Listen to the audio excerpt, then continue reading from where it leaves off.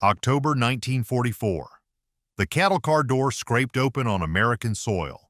Ernst Müller, a German U-boat commander, took his first breath of enemy air, salt, pine, and something his nose hadn't known in years. Abundance. No ash, no corpses. Just American guards eating thick sandwiches and tossing half away like it was nothing. The propaganda films back home showed America starving, cities burning, citizens in revolt. But the next morning, when the POWs were trucked to Kaiser Shipyard in Oregon, Ernst saw something that shattered everything he believed. A victory ship, 441 feet of steel, 10,000 tons, slid into the water. The foreman grinned and said in broken German, 5 days. We built that in 5 days. Ernst did the math in his head. 10 shipyards like this, 70 ships a month. His U-boats sank maybe 30. Klaus grabbed his arm, voice shaking. Ernst, we never had a chance, did we? And in that moment, Ernst realized every sailor they'd drowned, every order they'd followed, it had all been for a war that was lost before it even began. If you want to hear more untold stories that challenge everything you thought you knew about history, smash that subscribe button right now. And drop a comment telling me where you're watching from. I love seeing how far these hidden truths travel. The cattle car had crossed an ocean, but Ernst Müller hadn't expected the door to open on a different world. When the bolt finally scraped back and autumn light flooded in, his first instinct was to shield his eyes. Then came the air, clean, sharp with salt and pine, carrying none of the ash-thick weight of bombed cities or the copper tang of blood that had clung to Europe for 5 years. He stood blinking in the doorway while his fellow prisoners shuffled forward, their boots scraping on wood worn smooth by countless journeys that had nothing to do with war. The guards waiting on the platform weren't the snarling brutes the propaganda films had promised. They looked tired mostly, and young, boys in uniforms too new to have seen much combat, holding rifles with the casual grip of men who didn't expect to use them. One sat on a crate eating a sandwich so thick with meat and cheese that Ernst's stomach cramped just looking at it. The guard took 3 bites, wrinkled his nose, and tossed the rest into a nearby bin. Half a sandwich, just thrown away. Klaus Fischer, standing beside Ernst with his hands still shaking from weeks in the cattle car, whispered in German, "It's a trick, propaganda photos. They want us to think they're winning." Ernst said nothing. He was watching everything with the systematic attention his navigation training had drilled into him, noting, cataloging, analyzing. The guards' uniforms were clean and well-fitted. The trucks waiting to transport them had new tires. The fence around the rail yard was sturdy but not excessive, and beyond it all, through gaps in the buildings, he could see farmland stretching toward distant mountains, the fields intact and golden with harvest. The transport to Camp Adair took 3 hours. Ernst sat pressed against the truck's wooden slats, watching Oregon roll past through gaps in the canvas. Every mile drove another nail into the coffin of everything he'd been told. The farms weren't burned. The children playing in yards weren't starving. They were round-cheeked and laughing, chasing dogs through autumn leaves. Women hung laundry on lines strung between houses that showed no signs of bombing. Trucks passed them on the road, new and numerous, carrying timber and equipment with casual abundance. Ernst pulled his journal from the inner pocket of his uniform, a small notebook he'd managed to keep through capture and transport, its pages filled with navigation calculations and observations that had kept him sane through the chaos of surrender. Now he wrote carefully in the cramped space, "Either our intelligence is catastrophically wrong or we have been lied to. Both possibilities are unacceptable." His hand was steadier than he expected. The officer in him needed facts before emotion, needed to understand the scope of what he was seeing before he allowed himself to feel the weight of it. Camp Adair unfolded behind wire fences in neat rows, barracks that looked recently built, a mess hall with actual glass windows, guard towers manned but not aggressive. When they were processed through intake, a sergeant explained the rules in careful broken German while pointing to a poster on the wall. The Geneva Convention printed in their language, promising treatment that Ernst had stopped believing existed once the war turned brutal. That first night, lying on a real bed with a thin but clean mattress, Klaus cried into his pillow. The sound was careful and muffled, the kind of crying men did when they'd learned that showing weakness could get you killed but couldn't quite stop the tears anymore. Ernst stared at the ceiling and allowed himself one thought before exhaustion dragged him under. We will survive this. We will go home. Morning formation came early.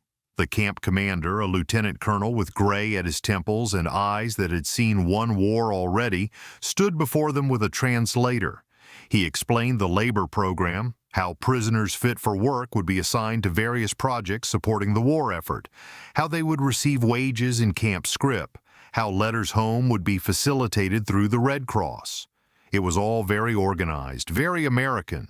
Ernst listened with the part of his mind trained to assess tactics, trying to understand what advantage they gained from treating prisoners this well. The truck ride north the next morning was shorter. Ernst and 19 other prisoners sat in the back while an American corporal drove them through Portland's outskirts toward the river. Klaus practiced English words under his breath, hello, thank you, water please, the phrases they'd been taught at intake. Ernst watched the city pass, noting the traffic, the shops with goods and windows, the casual normalcy of a nation at war that somehow wasn't living like it was dying. Then the truck turned a corner and Ernst saw the shipyard. It sprawled along the waterfront like a steel forest, cranes rising against the gray October sky, scaffolding surrounding half-built hulls, sparks from welding torches cascading like violent stars. The noise hit them as soon as the truck stopped, hammering, riveting, the screech of metal on metal, the deep horn blast of a ship ready for launch. Ernst climbed down from the truck bed with his heart starting to hammer against his ribs, though he didn't yet know why. The foreman who met them was a thick-shouldered man with grease on his hands and impatience in his eyes. He looked the prisoners over with the assessing gaze of someone evaluating tools, then pointed toward the water. His German was terrible, but understandable. You see that ship? Keel laid 5 days ago. Today she launches. Ernst followed the gesture. The Victory ship sat in her slip like a gray mountain made of rivets and steel, 441 feet long, 10,000 tons of cargo capacity, destined to carry the equipment and supplies that would feed the war across 2 oceans. He stared at her, his engineer's mind automatically calculating the labor hours, the steel tonnage, the precision required. 5 days was impossible. It had to be impossible. But then the horn sounded and the ship began to move.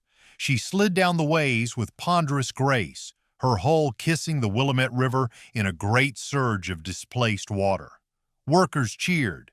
Ernst stood frozen watching, while his carefully constructed understanding of the war began to crack. Klaus grabbed his arm hard enough to bruise. Ernst, his voice was raw. We can't win this. We never could win this. Ernst did the math. 10 shipyards like this one, 70 ships a month, maybe more, and his U-boat wolf packs, at their absolute peak, had sunk 30 ships monthly, killing themselves in the dark Atlantic for victories that didn't even slow down the flood of American production.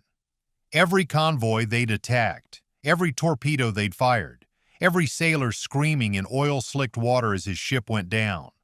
All of it for a war that mathematics had already decided. The world tilted. Ernst felt it physically, the way the deck of a U-boat shifted when diving too fast, that stomach-drop sensation of losing control. He'd followed orders. He'd done his duty. He'd believed the broadcasts that promised Germany's enemies were weak and crumbling, and it had all been a lie so big he couldn't quite fit it in his mind. That night in the barracks, Ernst sat on his bunk with a photograph of Greta and Lotta in his shaking hands. His wife's smile looked out at him from 2 years ago, when he'd still believed the war made sense. His daughter, barely 2 in the picture, wouldn't know him now if he walked through the door. If there was still a door. If Bremen still stood. If they were still alive. Outside, Klaus was vomiting into the dirt, his body trying to purge the enormity of what they'd seen. Other prisoners argued in harsh whispers, it's propaganda, it's salvage ships painted new, it's camera tricks with film speed. They needed it to be tricks because the alternative was unbearable. But Ernst knew The officer in him, trained to read intelligence and assess capability, knew with absolute certainty. They had lost.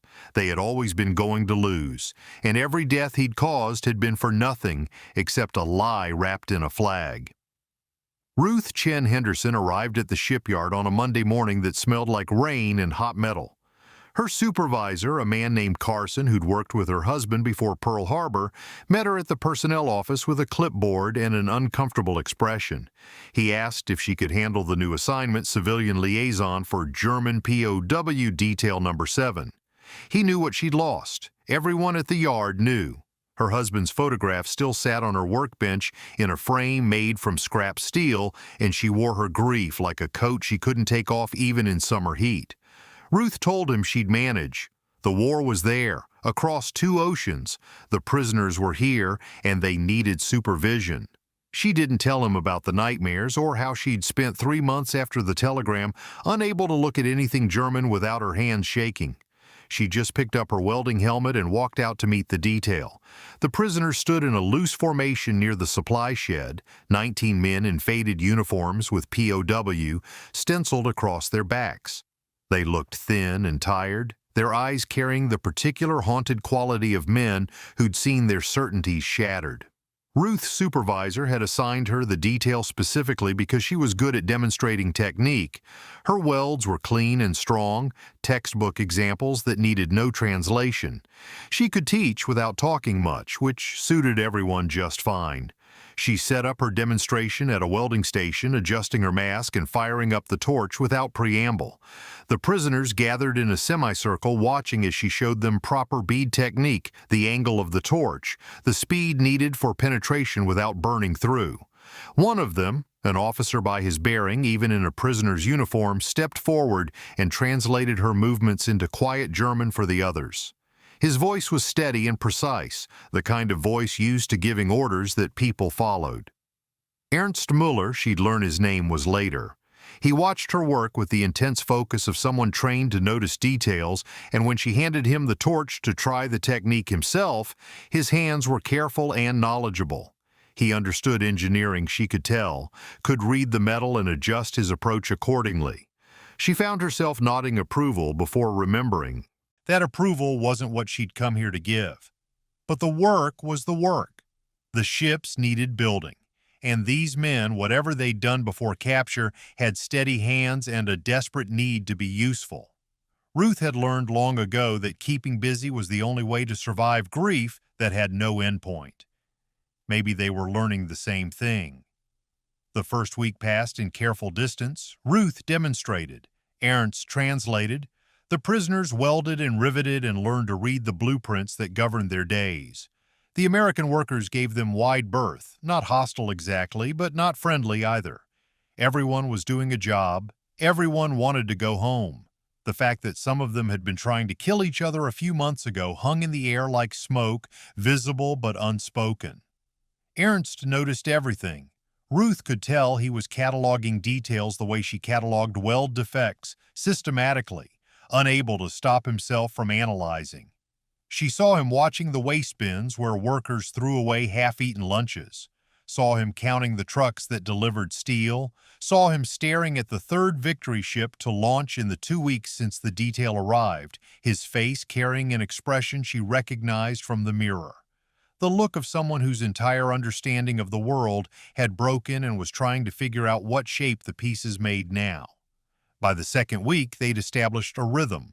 Ruth would arrive early, set up the day's work, and Ernst would gather the detail for their assignments. He was efficient and fair, she noticed, making sure the younger prisoners got the easier tasks and the stronger ones handled the heavy lifting. Klaus Fischer, a boy who looked barely old enough to shave, stuck close to Ernst like he was the only solid thing in a tilting world. The kid cried sometimes when he thought no one was looking. Ruth pretended not to notice. Some griefs were too private to acknowledge. The guards treated the prisoners with a formality that surprised Ruth. No beatings, no cruelty. Just rules enforced fairly and consistently. The Geneva Convention wasn't just a poster on the wall, it was actual policy, followed because Lieutenant Colonel Brennan ran his camp like he believed words on paper meant something. The prisoners received wages, 80 cents a day in camp scrip that they could spend at the canteen, real money for real work. Ruth watched Ernst buy a blank notebook with his first week's earnings, handling it like it was precious. Watched Klaus buy a chocolate bar and then stand in the barracks doorway eating it slowly, tears running down his face. She didn't understand the tears until Ernst explained quietly one afternoon, his English heavily accented but clear. Klaus had not tasted chocolate in 3 years, and now he is paid by the enemy to eat what his own country could not give him. It is difficult to hold these truths together. Ruth looked at this man who might have torpedoed the ship her husband died on, who definitely killed someone's husband, someone's son, because that's what submarine commanders did, and she found she had no simple response. The hatred she'd carried since the telegram had been pure and uncomplicated. But standing in the shipyard watching a boy cry over chocolate, watching men work with desperate dignity to prove they were still worth something, the hatred felt less like truth and more like armor she was too tired to keep wearing. December brought the first snow. Fat flakes drifting down onto hot steel, hissing into steam where they landed on fresh welds. Ruth's son Tommy came to the yard during his school break, fascinated by the ships the way only a 10-year-old could be fascinated, wanting to know every detail, every measurement, every function. He'd been learning German in school, practicing phrases with a seriousness that made Ruth's chest ache. His father had believed in knowing languages, in understanding people different from yourself. Tommy was trying to honor that, even if he couldn't quite articulate why. Ernst noticed the boy immediately, asked Ruth in careful English if it was permitted to answer the child's questions. Ruth found herself nodding, then watching as this German officer, this man who wore the same uniform as the people who'd killed her husband, knelt beside Tommy and sketched a ship's cross-section in the dirt with a piece of scrap metal. He explained each section in simple English, patient when Tommy stumbled over pronunciations, encouraging when the boy understood. Tommy gave him a Christmas card before they left that day. He'd drawn it himself, a ship with both American and German flags, the words Merry Christmas printed in careful block letters. Ernst took it with hands that shook slightly, and Ruth saw his eyes go bright before he blinked hard and thanked Tommy in a voice that barely worked. That evening, Ruth brought extra sandwiches to the details break area, brought coffee that was still hot. She didn't announce it or make a ceremony of it, just set the thermos down where Ernst was sitting and poured 2 cups. They sat in silence for a while, watching the yard lights come on against the early winter dark. Finally, Ernst pulled out the photograph he carried, a young woman with a baby on her lap, both of them smiling at someone behind the camera. He told her their names, Greta and Lotta. Said Lotta would be about Tommy's age now if Bremen still stood, if they were still alive. He hadn't had a letter in 10 months. Didn't know if the silence meant death or just that letters couldn't get through the chaos of a Germany losing. Ruth heard herself say that he didn't know they were gone. Heard him reply that he didn't know they were alive either. And for the first time since the telegram had arrived and split her life into before and after, Ruth looked at one of the enemy and saw only another person carrying the same crushing uncertainty, the same desperate hope, the same grief that had no resolution. It didn't erase what had been done, didn't bring back her husband or his crew, didn't undo the convoys sunk or the orders followed, but it cracked something in the wall she'd built, let in a sliver of light that felt dangerous and necessary at the same time. These were not monsters. They were just men. And somehow that made everything harder and simpler all at once. Klaus Fischer had been taught to fear Black Americans. The propaganda films had been explicit and ugly, painting pictures designed to terrify young German sailors into believing capture meant torture at the hands of savages. So when Samuel Washington first approached him in the mess hall, a tall black man with graying temples and steady hands carrying a tray of extra bread, Klaus had frozen, every lie he'd been fed flooding back in a wave of irrational panic. Samuel had simply set the bread down, nodded once, and walked away. No threat, no cruelty, just kindness offered to someone who clearly needed it. Klaus had stared at that bread for 5 full minutes before shame overtook fear, and he finally ate it. It took a week before Klaus could meet Samuel's eyes. Another week before he managed a quiet thank you in broken English. Samuel responded by teaching him the word for baseball, then spending his break time explaining the rules of a game that made no sense to someone raised on soccer. Klaus listened anyway, desperate for something normal, something that wasn't war or loss or the crushing weight of everything he'd believed turning out to be poison. Samuel's grandfather had been enslaved. He told Klaus this one afternoon while showing him how to properly stack serving trays, his voice matter-of-fact about horrors that Klaus could barely comprehend. Samuel understood what it meant to be treated as property, to have your humanity denied by people who needed you to be less than so they could justify what they did. He looked at these German prisoners and saw young men who'd been used by a system that consumed people, and he chose mercy because he knew what it cost when mercy was withheld. Ernst watched this friendship develop with careful attention. He'd been writing in his journal every night, documenting the daily disintegration of everything the Reich had taught him. Week 1, he'd written that the guards joked with them, actual jokes with no beatings following. Week 2, he'd noted that Americans wasted more steel and scraps than Germany's entire monthly submarine production. Week 3 brought an entry about Ruth's father-in-law, a man named Henderson who'd fought at Belleau Wood in the First War and had shaken Ernst's hand with the simple statement that war makes us all stupid. Ernst hadn't known what to say, still didn't. Ruth had started explaining things during their coffee breaks. She told him about American labor unions, about workers' rights, about the idea that people who built things deserved fair wages and safe conditions. These were concepts foreign to Ernst's understanding of how nations functioned. He'd been raised to believe in hierarchy and duty, in the natural order of officers and men, leaders and followers. The notion that workers could organize and demand better treatment felt almost revolutionary. In return, Ernst explained U-boat warfare. Not to justify it, he was past justification, but to help her understand the mechanics of the terror, the crushing pressure at depth, the silence required when destroyers hunted above, the impossible orders to sink civilian ships carrying food and supplies. He described the sound of depth charges, like the world ending in slow motion, and the worst sound of men screaming in the water after a convoy attack, knowing you'd put them there and couldn't save them even if your orders allowed it. Ruth listened without comment. Neither of them were looking for absolution. They were just two people trying to make sense of what war had made them do, what it had taken from them, what remained when the propaganda burned away and left only truth.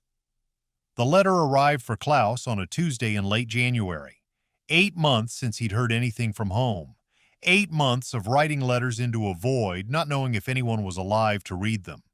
When the camp administrator called his name at mail formation, Klaus's hands shook so badly that Ernst had to steady him as they walked back to the barracks. Klaus opened it alone, sitting on his bunk with the thin paper trembling in his fingers. Ernst stood outside, giving him privacy for whatever news had finally made it through the chaos of a collapsing Germany. He heard Klaus make a sound, not quite a cry, more like the noise a wounded animal makes when it's too hurt to flee. Then silence. Long, terrible silence. Ernst found him lying on his bunk, staring at nothing. The letter sat on the floor where it had fallen. Ernst picked it up, read it quickly. A priest had written, his handwriting careful and formal. Klaus's village had been bombed. His mother, father, and 3 sisters were dead. The farm was ash. There was nothing left to come home to. The priest was sorry. So very sorry. Klaus stopped eating, stopped working, stopped speaking. He lay in his bunk through formations and meals and the rhythm of days that continued without caring about one boy's devastation. Ernst tried everything he could think of, reasoning, pleading, ordering in his officer voice. The guards offered medical help, extra rations, letters to the chaplain. But Klaus was drowning in a realization too heavy to survive. Everything we did was for nothing. Everyone I loved is gone, and we were the villains all along. Ruth heard about it from the foreman. She asked questions, got few answers, and made a decision that violated regulations but felt more important than rules. That evening, she brought Tommy to the camp. signed in as a civilian contractor, brought her son past the checkpoints, walked him to Klaus's barracks. The guards looked the other way. Everyone understood there were some things more important than procedure. Tommy approached Klaus's bunk with the careful uncertainty of a child who knows someone is hurting but doesn't know how to help. He set down his baseball, the one Samuel had given him, signed by the shipyard crew, and a note he'd written in careful pencil. "My dad died too. It's really bad. But Mr. Samuel says when we're really sad, we gotta help somebody else feel better. Want to teach me German?" Klaus read it through tears that wouldn't stop, looked at this American child whose father he might have killed, whose mother he'd learned to respect, whose kindness felt like knives because he didn't deserve it. And something broke open in him. Not healing, he was too shattered for healing yet, but a crack that let in just enough light to breathe. He managed one word. Ja. Yes. Then, in halting English, Guten Tag means good day. Tommy tried it, mangling the pronunciation beautifully. Guten Tag. Klaus laughed and cried at the same time. Close enough. Very close. February brought news that devastated everyone. Dresden had been firebombed. 25,000 civilians dead, maybe more. The numbers were still being counted. The city was ash. The prisoners gathered around the radio in stunned silence, and Ernst watched his fellow POWs collapse into grief for a destruction they couldn't quite process. Some had family in Dresden. Others just had memories of a beautiful city that no longer existed. But what shocked Ernst more than the bombing itself was the American workers' reaction. They wept. Genuinely wept for German civilians, for children who'd burned, for a city destroyed. Samuel brought the German detail extra rations that evening without being asked, his eyes red from crying. Ruth found Ernst in the yard and told him quietly that this wasn't what anyone wanted, that the bombing of civilians felt wrong no matter whose cities burned, whose children died, that none of them had wanted any of this. Ernst stood in the February cold and felt another foundation crack. The enemy wasn't these people. The enemy had never been these people. The enemy was the lie itself, the lie that said some humans were less than others, that said ends justified means, that said follow orders and don't question even when the orders led straight into darkness. Both sides had believed versions of that lie. Both sides had killed for it. And now they were all standing in the ash trying to figure out what remained when you burned away everything false. He thought about Greta, about the conversations they'd had before the war when she'd asked him uncomfortable questions about duty versus conscience. He'd told her that soldiers didn't have the luxury of choosing, that the chain of command existed for good reason. Now he wondered if that had been the first lie he'd swallowed, the one that made all the others possible. Maybe soldiers had a duty to choose. Maybe following orders didn't absolve you of responsibility. Maybe knowing the difference was the only thing that mattered. Klaus was teaching Tommy German twice a week now. Ernst wrote in his journal every night. Samuel shared his lunch without fanfare. Ruth brought coffee and asked difficult questions. And slowly, painfully, something new was being built in the space where certainty used to live. Not forgiveness. Forgiveness felt too clean for what they'd done, but maybe understanding. Maybe the bare beginning of wisdom bought at a price none of them would have chosen to pay. April arrived with cherry blossoms and the unmistakable sense that the war in Europe was ending. The radio broadcast made it clear even when they tried to be cautious with details. Soviet forces pushing west, Allied armies crossing the Rhine, German cities falling one after another. The POWs listened with expressions that cycled through relief and dread, grateful the dying would stop but terrified of what they'd return to when it did. Ernst wrote furiously in his journal during those weeks, page after page of observations, reflections, plans for a future that suddenly seemed possible again. He wrote about rebuilding Bremen, about teaching Lotte what he'd learned in America, about mercy and restraint and the truth that had to be told no matter how much it hurt. He addressed entries to Greta even though he still didn't know if she was alive to read them. The act of writing to her kept her real, kept hope from collapsing entirely into despair. Klaus was recovering in small, visible increments. He helped Samuel in the kitchen now, learning to cook American dishes with ingredients that still seemed impossibly abundant. He practiced English with a determination that surprised everyone, including himself. His laughter came back gradually, tentative at first, like he needed permission, then more freely as Tommy's visits continued and the boy's enthusiasm proved infectious. Klaus was writing a letter to Tommy's teacher, carefully crafted in his improving English, asking if he could help with the German lessons when classes resumed in the fall. He didn't know if he'd still be in America then, but planning for it felt like choosing to believe in something beyond loss. Ruth had softened in ways she hadn't expected. The armor she'd worn since the telegram arrived had developed cracks that let in not just pain but possibility. She brought photographs of her husband to show Ernst one afternoon, spreading them on the welding bench during their break. Her husband in his navy whites, smiling at the camera with the easy confidence of a man who believed he'd come home. Ernst shared his photograph in return, Greta and baby Lotta, both of them laughing at something outside the frame. They compared notes on military life, on marriages strained by duty and absence, on the particular weight of loving someone while knowing your job might take you from them permanently. Ruth admitted something she'd never said aloud. Before, that she'd hated all Germans for months after Pearl Harbor, hated them with a purity that felt righteous and necessary. But Tommy had been right when he said hate just makes more graves. She was tired of graves, tired of rage, tired of carrying weight that solved nothing. Ernst told her about his plan to return home and tell the truth about what he'd witnessed in America, about the restraint shown to prisoners, about the abundance that made German propaganda look like the desperate lies they were, about small mercies extended across enemy lines. He needed people to know that winning through overwhelming force was one thing, but choosing mercy when you had the power to be cruel was something else entirely. Something Germany needed to learn if it was going to rebuild into anything worth being. Ruth asked if anyone would believe him.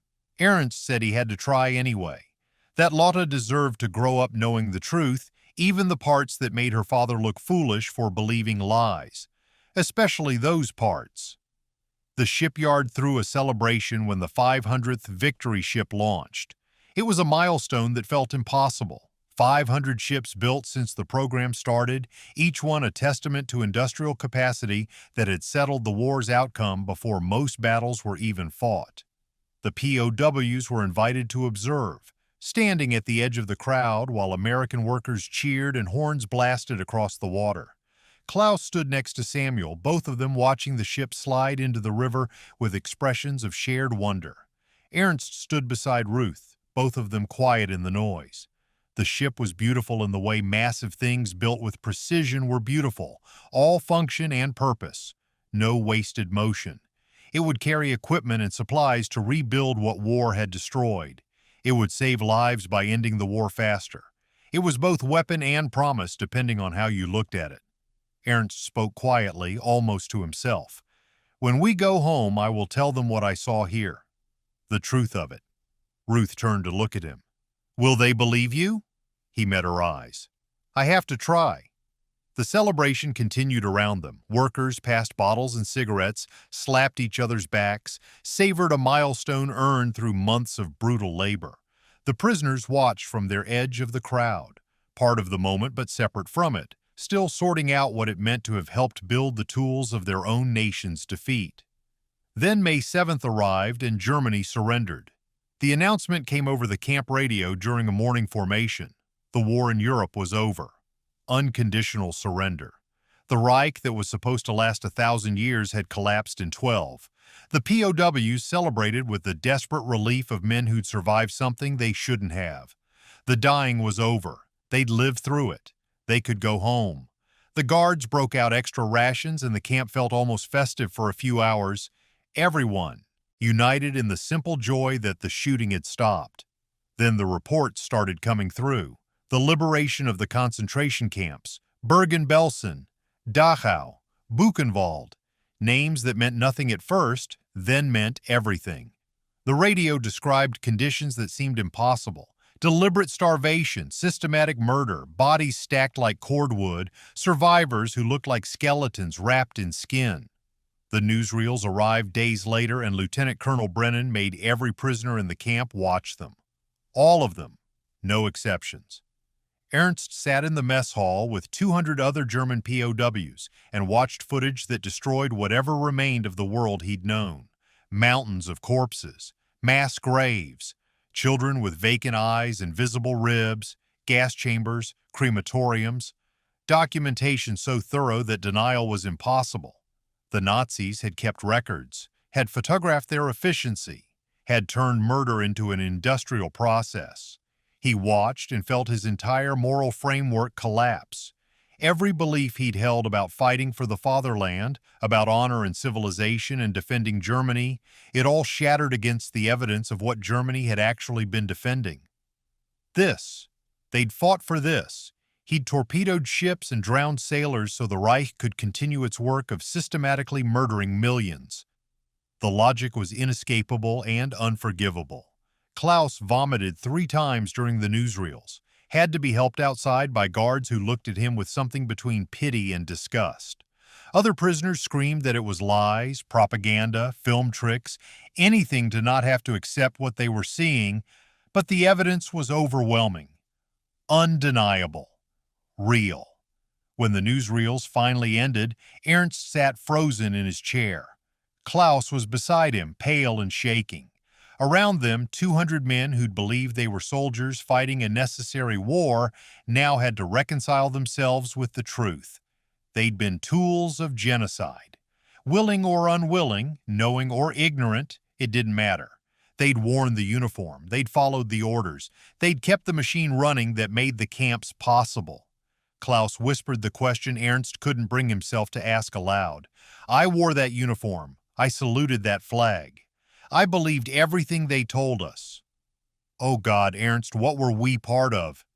Ernst had no answer. Nothing he could say would make it better or different or less true. They'd been part of evil. Maybe they hadn't known the full extent. Maybe they'd been lied to and manipulated and used. But at the end of accounting, they'd still been part of it. That truth sat in his chest like a stone too heavy to carry and too essential to put down. The American workers stopped looking at them. Samuel stopped bringing extra food. Ruth disappeared from the shipyard entirely, and Ernst understood why without needing explanation. They saw the prisoners differently now, not as fellow sufferers of war's cruelty, not as young men, led astray by propaganda, but as people who'd served the regime that built the camps. And they were right to see them that way. Ernst knew they were right. That was the worst part. Understanding exactly why mercy had limits, why some things couldn't be forgiven even when they could be explained. The weeks after the newsreels felt like living underwater. Everything muffled and distant, movements slow, breathing difficult. Ernst couldn't write in his journal. Every time he opened it and saw the entries about dignity and mercy and small kindnesses, the words felt like obscene jokes. What could he possibly say to Greta now? How could he explain that he'd fought honorably for evil, that his service had kept the machine running while it murdered millions, that every convoy he'd attacked had helped protect a regime building factories of death? The other prisoners moved through the camp like ghosts. Some still insisted it was propaganda, lies designed to break them, but their protests sounded hollow even to themselves. Most just went silent, carrying a weight that had no name because shame didn't feel adequate for what they'd learned. They worked their details mechanically, ate without tasting food, lay awake at night staring at barrack ceilings while trying to understand how they'd become tools of something so monstrous without realizing it. Klaus stopped teaching Tommy German, stopped helping Samuel in the kitchen, stopped speaking English entirely as if reverting to German was the only way to contain the enormity of what he was feeling. He wouldn't leave the barracks except for required formations, and even then he stood at the back, eyes down, looking like he was trying to disappear into himself. Samuel tried to reach him once, bringing food Klaus wouldn't eat and sitting beside his bunk in patient silence. Finally, Samuel said that Klaus hadn't known, that being lied to wasn't the same as choosing evil, that carrying guilt for things beyond your control would destroy you from the inside. Klaus responded in German that Samuel couldn't understand, but the meaning was clear from his tone. It didn't matter. Whether he'd known or not, whether he'd been lied to or not, he'd still worn the uniform. He'd still served. He should have looked harder, should have questioned more, should have known that something was fundamentally wrong when an entire nation started making some people disappear. Ruth stayed away from the shipyard for 2 weeks. When she finally came back, she looked smaller somehow, like grief had worn her down to something more fragile than the woman who'd stood in the yard teaching welding technique to enemy soldiers. She avoided the German detail entirely at first, working other sections of the yard, taking assignments far from where the prisoners labored. Ernst saw her from a distance and understood. The mercy she'd extended had cost her something already. Extending it further after learning what the swastika truly represented might cost more than she had to give. But late in May, she found Ernst alone near the ship skeletons during a break. He was staring at the half-built hulls, seeing nothing, lost in thoughts that offered no comfort. She stood beside him without speaking for a long time. Then she said her father had told her stories about Japanese soldiers in China, men forced to commit atrocities they never would have chosen on their own. Some didn't know the full scope, some didn't question orders, some realized too late what they'd become part of. Her father had said the cruelest trick war plays is making good people tools of evil. Ernst replied that he wasn't a good person. The evidence was clear. Whatever his intentions had been, whatever lies he'd believed, the outcome remained the same. He'd served a regime that built the camps. That truth couldn't be softened or explained away. Ruth was quiet for another moment. Then she said no, he wasn't a good person, but he could become one. If he carried the truth home, if he refused to let anyone forget, if he made his daughter understand what happens when people believe beautiful lies and stop asking questions, if he spent the rest of his life making sure it never happened again. She handed him a package wrapped in brown paper. Inside was a new journal, its pages blank and waiting. On the first page, she'd written in careful script, "For Lotta." So she knows. So it never happens again. Ernst took it with shaking hands, looked at this woman whose husband he might have killed, who'd lost so much and had every reason to withhold mercy, who was offering him something more valuable than forgiveness. She was offering purpose, a reason to carry the unbearable weight forward instead of collapsing under it. He managed to thank her. She nodded once and walked away, her shoulders straight despite everything. Ernst opened the journal and stared at the blank pages. Finally, he found words.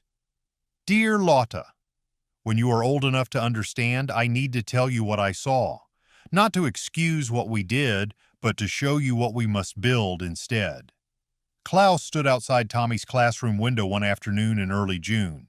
He didn't go in, just watched through the glass as the teacher led a lesson and children raised their hands with the easy enthusiasm of people who still believed the world made sense. Tommy saw him and ran outside, his face lighting up with a smile that Klaus didn't deserve. Tommy asked why he'd stopped coming. Klaus tried to explain in his halting English that he wasn't a good teacher, that his country had done terrible things, that teaching felt presumptuous when he represented something so evil. The words came out broken and inadequate. Tommy listened with the seriousness children sometimes have when they're trying to understand something adults have made complicated. Then he said Samuel told him that Klaus didn't do the terrible things, that Klaus was sad about them, that being sad about evil meant you weren't bad. It meant you were learning. He handed Klaus a drawing he'd made, a victory ship with both American and German flags, labeled in crayon, "Friends After War." The image was childishly simple and impossibly hopeful, the kind of thing only someone too young to understand history's weight could create. Klaus stared at it, feeling something crack open in his chest. Tommy asked again if Klaus would teach him German. Said he wanted to learn so he could talk to people from everywhere because his dad had believed in understanding each other. Klaus looked at this American child offering friendship to someone who wore the uniform of his father's killers and finally understood what Samuel had been trying to tell him.